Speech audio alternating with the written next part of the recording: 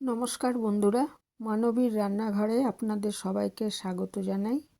আমার আজকের রেসিপি ভেটকি মাছের কাটা চচ্চড়ি। অত্যন্ত জনপ্রিয় আর সুস্বাদু একটা রেসিপি এটা, কিন্তু খুব সহজেই এটা বানানো যায়, যে কেউই বানিয়ে নিতে পারবেন। তো ভেটকি মাছের ফিলে কাটার পর যে মাথা, লেজা এবং যে অংশগুলো পড়ে থাকে সেগুলো দিয়ে খুব সুন্দর একটা এই কাটা চচ্চড়ি বানানো যায়। আমি এটা ভেটকি মাছের মাথা আর ওই লেজা আর ওই অন্যান্য অংশগুলো দিয়ে করেছি, কিন্তু ইচ্ছে করলে এটা কাতলা মাছ বা রুই মাছ দিয়েও করা যায়। আমি এখানে শীতের কিছু সবজি নিয়ে নিয়েছি, বেগুন আর কুমড়ো তো সবসময় পাওয়া যায়, আর ওইদিকে হচ্ছে গাজর, ফুলকপির একটু ডাঁটা নিয়েছি, আলু নিয়েছি, আর হচ্ছে একটু শিম আছে। শিমটা এখানে দেখা যাচ্ছে না, কিন্তু একটু শিম আছে। তো প্রথমে ওই তরকারিগুলোকে সাইজ মতো কেটে ধুয়ে রেখে দিয়েছি। তারপরে একটা কড়াইতে শুকনো খোলায় ভেজে নিচ্ছি শুকনো লঙ্কা, একটা তেজপাতা, 3টে শুকনো লঙ্কা, একটু ধনে, হাফ চামচ মতো ধনে, 1 চামচ মতো জিরে, আর 2 টুকরো দারচিনি, আর এলাচ, ছোট এলাচ, একটা ছোট এলাচ, 2টো ছোট এলাচ আমি নিয়ে নিয়েছি। নিয়ে এটাকে শুকনো খোলায় ভালো করে ভেজে গুঁড়ো করে রাখবো। তারপরে ওই কড়াইতেই আমি পরিমাণ মতো সর্ষের তেল নিয়ে নিয়েছি, 2-3 চামচ আছে এখানে। নিয়ে ওই ভেটকি মাছের মাথা এবং লেজা এই যে অংশগুলো ছিল, এগুলো তো ধুয়ে রাখা ছিল নুন হলুদ মাখিয়ে, এগুলোকে আগে ভালো করে একটু কড়া করে ভেজে তুলব। এটা আমি 2 ফিট ভালো মতো মিডিয়াম আঁচে ভেজে নিচ্ছি। রান্নাটা সর্ষের তেলেই করবেন, সর্ষের তেলেই ভালো হবে। আর দেখুন আমি সব টুকরোগুলো একবারই দিয়ে দিয়েছি। তেলটা গরম হওয়ার পর আঁচটা একটু মিডিয়ামে রেখে এগুলো আমি আস্তে আস্তে ভেজে নিচ্ছি। 2 পিঠ বেশ কড়া করেই ভাজতে হবে। দিয়ে তারপরে ওই তেলেই আমি সবজিগুলো সব একসাথে দেবো না, সবজিগুলো আলাদা আলাদাভাবে মোটামুটি ভাজবো।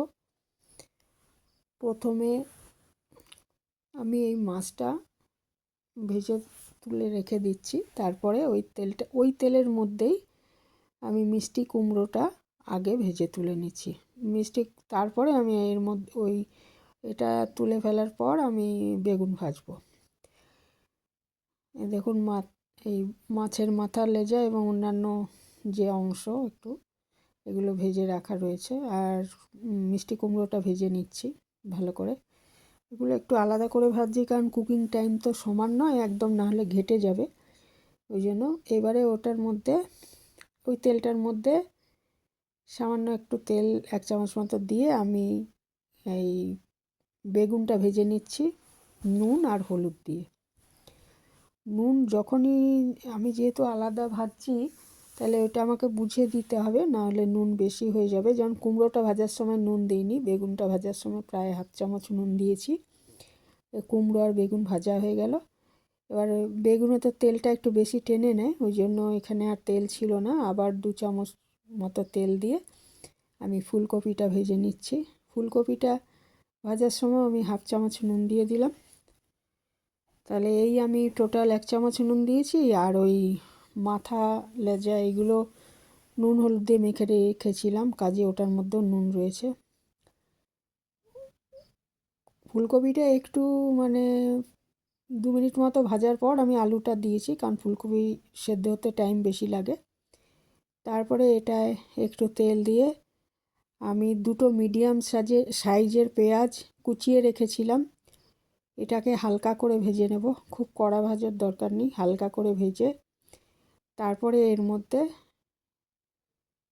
একটু হলুদ দিয়ে দেব। এবং এই সময় যদি মনে হয় যে নুন একটু লাগবে, তাহলে সামান্য নুন মেশানো যেতে পারে।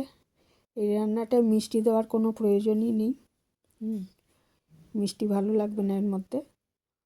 তারপরে এর মধ্যে আমি আদা আর রসুন, 7-8 কোয়া রসুন আর 1 ইঞ্চি মতো আদা, এটা আমি শিলে বেটে রেখেছিলাম, সেটা দিয়ে দিলাম এর মধ্যে।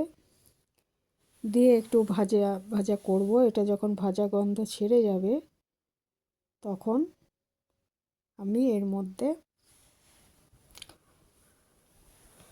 ওই বাকি যে সবজিগুলো আছে, অর্থাৎ শিম, একটু কপির ডাঁটা, এই যে সবজিগুলো আছে, একটু গাজর, এইগুলো আমি এর মধ্যে দিয়ে দিলাম। এগুলো আর এমনি ভাজলাম না, এর মধ্যে একটু সাঁতলে নেবো আর কি মশলাটার মধ্যে।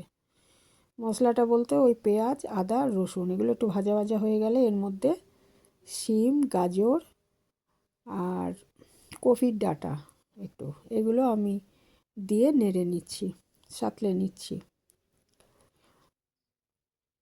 এটা আরম 2-3 মিনিট আমি এর মধ্যে সাঁতলে নেব।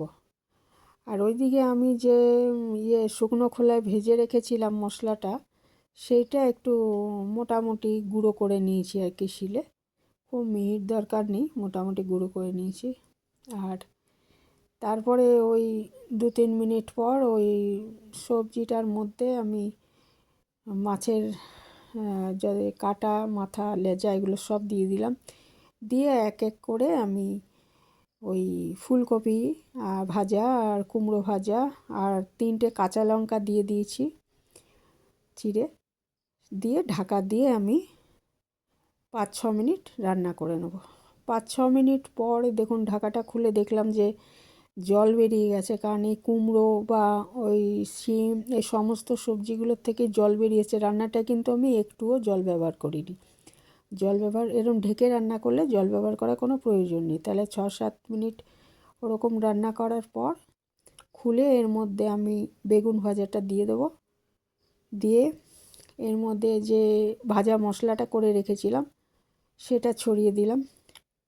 দিয়ে একটু নাড়াচাড়া করে আবার ঢেকে রেখে দেবো। আবার ঢেকে কয়েক মিনিট রান্না করে নেব, যতক্ষণ না একদম সেদ্ধ হয়ে যায়। পুরো তরকারিটা প্রায় হয়েই গেছিলো, সামান্য একটুই বাকি ছিল। আর ইচ্ছে করলে মশলাটা আরও পরে দেওয়া যায়, মানে একদম রান্নাটা হয়ে গেলে লাস্টও, কারণ মশলাটা ভাজা মশলা, কাজেই একদম লাস্টও দিয়ে তারপরে নেড়ে নিতে পারেন, সেটাও করতে পারেন। আমি এটা দিয়ে দিলাম, যে সেদ্ধ প্রায় হয়েই গেছিলো। আর এইভাবে মাখিয়ে ঢেকে যদি আমি রাখি তাহলে মশলার সুগন্ধটা একদম চলে যাবে সমস্ত তরকারির মধ্যে, ওই জন্য দিয়ে দিয়েছি। এরপরে দেখুন আমি একটু পরে ঢাকা খুলে দেখলাম যে এখনও একটু জল আছে, জলও ভাব রয়েছে, কিন্তু তরকারি সেদ্ধ হয়ে গেছে। এই অবস্থায় ভালো মতো এটাকে নাড়াচাড়া করে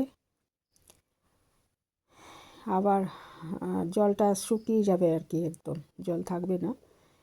নাড়াচাড়া করে জলটা শুকিয়ে গেলে এটা ঢাকা দিয়ে 2-4 মিনিট এটা দেখে নিতে হবে যে হ্যাঁ সেদ্ধ হয়েছে কিনা। আমি দেখলাম সেদ্ধ হয়ে গেছে, ওই জন্য এটা ঢাকা দিয়ে একটু রেখে দিয়েছিলাম। তারপরে এটা পরিবেশনের জন্য তৈরি হয়ে গেল। আমি একটা পাত্রে ঢেলে নিয়েছি। তো এই পর্যন্ত দেখার জন্য সবাইকে ধন্যবাদ।